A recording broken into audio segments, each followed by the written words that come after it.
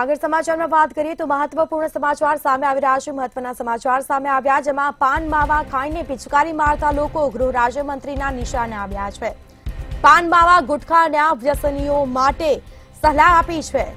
દક્ષિણ ગુજરાત ઉમિયા મહિલા મંડળના કાર્યક્રમમાં સલાહ આપી છે ગૃહમંત્રીએ, જેમાં ગૃહ રાજ્યમંત્રી હર્ષ સંઘવીએ ગૃહિણીઓને સલાહ આપી।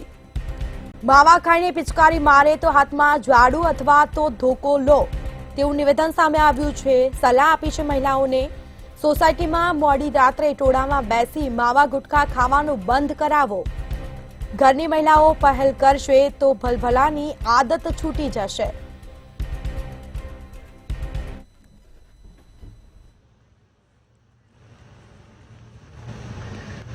ઘરમાં ઝાડુ છે? કોના કોના ઘરમાં ઝાડુઓ છે? અને ધોકા? પણ બધા આમ જોરથી જેના ઘરમાં ધોકાઓ છે મને કે ધોકા છે? હા પાડો ભાઈ, ધોકા છે? તો જે લોકો સોસાયટીની નીચે બેઠા બેઠા મોડી રાત સુધી જો માવો ખાઈ ખાઈને પિચકારી મારે ને,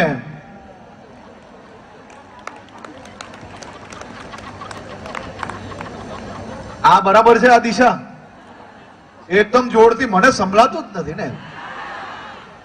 સોસાયટી નીચે આ ભાઈઓ બેઠા બેઠા મોડી રાત સુધી દો પિચકારીના કંઈક ને કંઈક થૂકો હોય તો એને શું કરવાનું?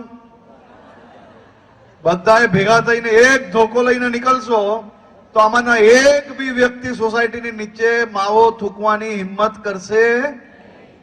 તો આ બેનો કામ હાથમાં લેશો? પાક્કું?